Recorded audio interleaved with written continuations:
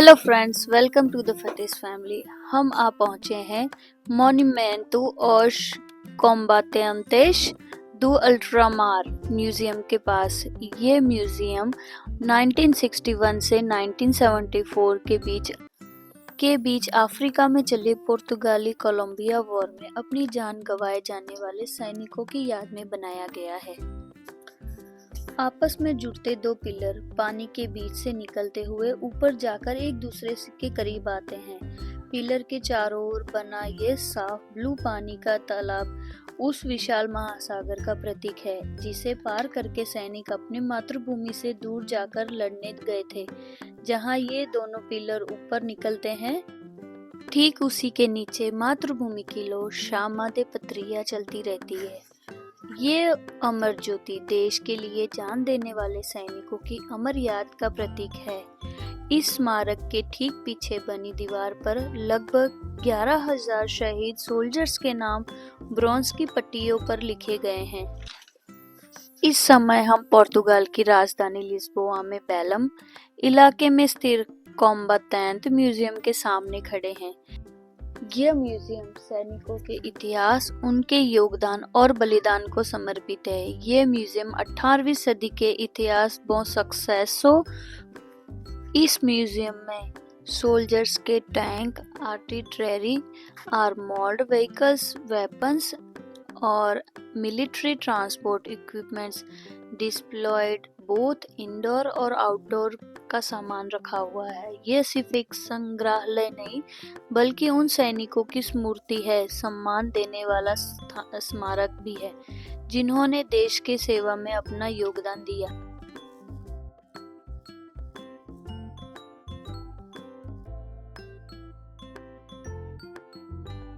ज्यादातर tourist Belum tower और Jeronimos मॉन्यूमेंट्री देखने आते हैं, लेकिन ये म्यूजियम इस क्षेत्र का एक छिपा हुआ इतिहास रत्न है जहां पुर्तगाल के सोल्जर्स का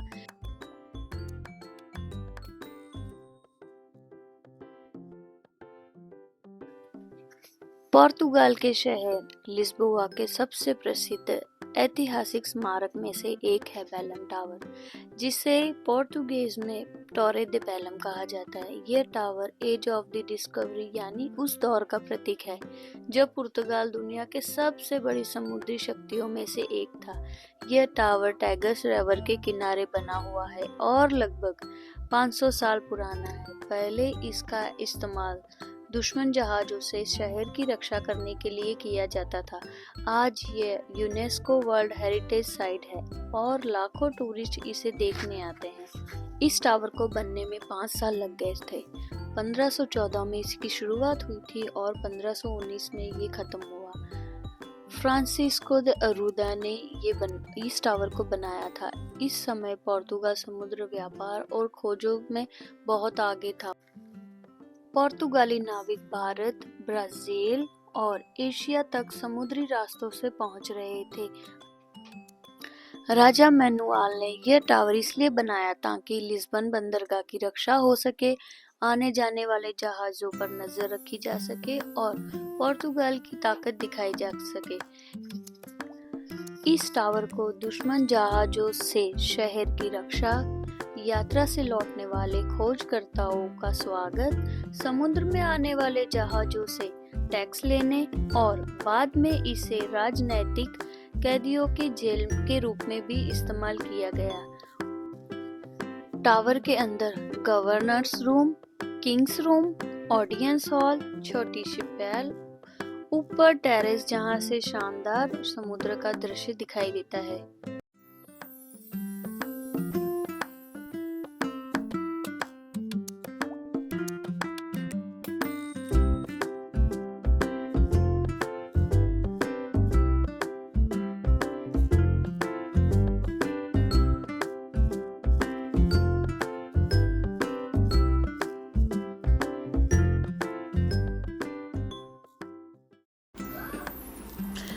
सेवनटीन 1755 में लिस्बोआ में बहुत बड़ा भूकंप आया था, बट उस भूकंप में भी ये टावर बिल्कुल सही सलामत रहा। 1983 में यूनेस्को ने बेलम टावर को वर्ल्ड हेरिटेज साइट घोषित किया।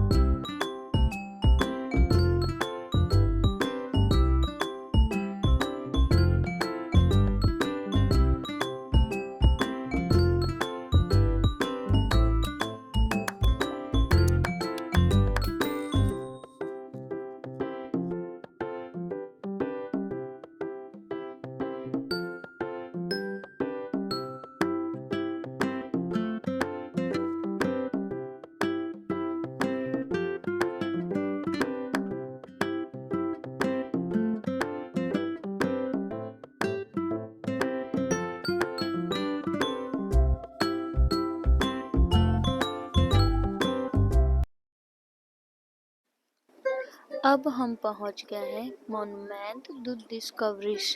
पोर्तुगीज में इसे कहा जाता है पदराउ दोस डेस्कोब्रिमेंटोस। Mama, hello.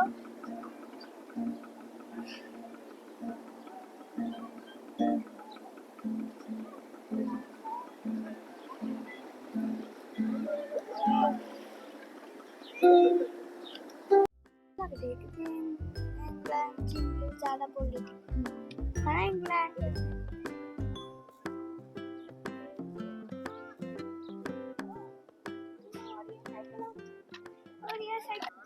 हमारे इस चैनल को आप सब्सक्राइब, लाइक और शेयर ज़रूर कीजिए।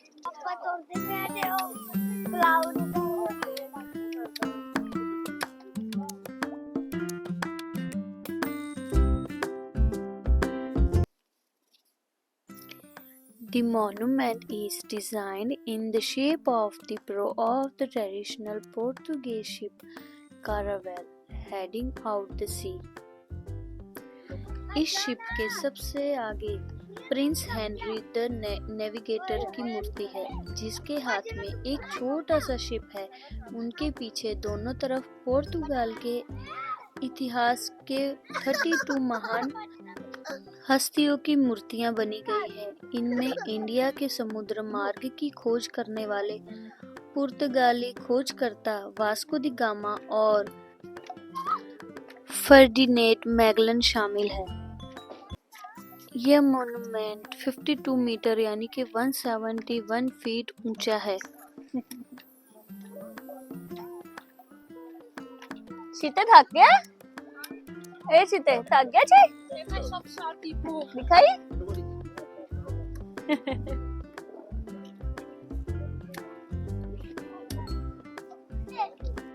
बेला है ना?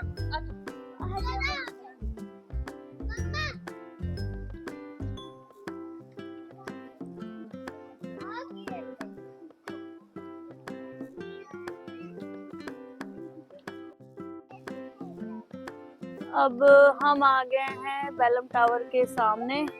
यहाँ पर बहुत ब्यूटीफुल पार्क है बच्चों बैठने के लिए। मतलब यहाँ सामने भी एक म्यूजियम है और वो बहुत बड़ा म्यूजियम है, बट उसका भी काम चल रहा है। तो आपको आज का हमारा ये ब्लॉग कैसा लगा आप कमेंट में ज़रूर बताइए। और जब भी आप पोर्तुगाल और लिस्बन में आए तो बेलम ज़रूर आए, क्योंकि ये बहुत ब्यूटीफुल प्लेस है। ये बेलम का एक बहुत बड़ा म्यूजियम है। ये यहाँ से शुरू होता है और वो एंड तक जाता है, पर अभी उसमें काम शुरू है तो रिनोवेशन हो रहा है, उसकी वजह से वो म्यूजियम अभी बंद है। जब भी ओपन होगा हम आपको इनसाइड से भी दिखाएंगे। तो अभी तो हम सिर्फ आपको आउटसाइड दिखा रहे हैं।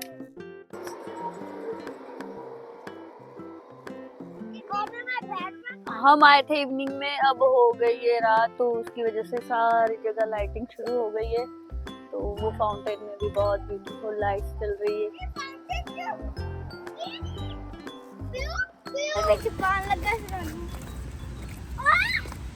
लगा